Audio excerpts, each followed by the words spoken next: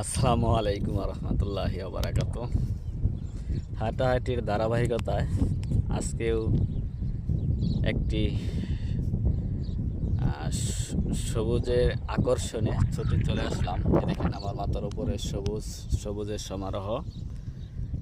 এখানে চারিদিকে ধূসর মরুভূমি। মনটা চাইলে একটু হাঁটি।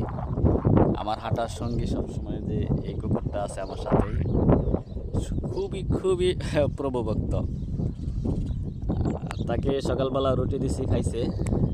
সে সারাদিন আমার সাথে এরকম, যেখানে যাই, প্রস্রাব করতে গেলেও, পায়খানা করতে গেলেও ওখানেই যায়। যাই হোক, এটা কুকুরের প্রতি ভালোবাসা, তারও ভালোবাসা আমার প্রতি।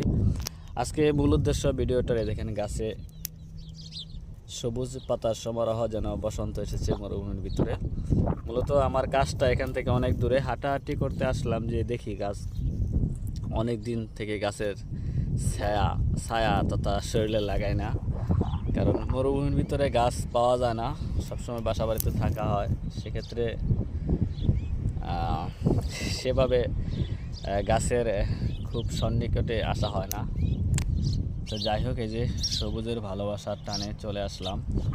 আমার মাথার উপরে পাখির বাসা, গাছের ভিতরে পাখির শব্দ, কিচির শব্দ সত্যি ভালো লাগার মতো। ওই যে দেখেন দূরে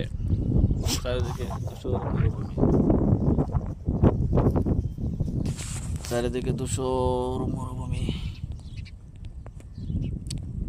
আবার কিছুক্ষণ পর আবার চলে যাব। যারা আমার ভিডিওগুলো সবসময় দেখেন, সবার জন্য রইল শুভকামনা। এখানে একটা জিনিস ভালো লাগতেছে, উপরে গাছের উপরে কিন্তু পাখির বাসা, পাখির শব্দ সত্যি ভালো লাগার মতো। যে যেখান থেকে সবসময় ভিডিওগুলো দেখেন, সবার জন্য রইল ভালোবাসা। নতুন যারা আমার এই ভিডিওটি উপভোগ করলেন, পেজটি সাবস্ক্রাইব করে রাখবেন, এবং ইউটিউব থেকে দেখে থাকলে চ্যানেলটি সাবস্ক্রাইব করে রাখবেন এবং পেজটি ফলো করে রাখবেন। ভালো থাকবেন। আবার কোনো এক সময় কোনো এক প্রকৃতির টানে আবারও ছুটে যাব। সেই পর্যন্ত সকলে ভালো থাকবেন। আসসালামু আলাইকুম।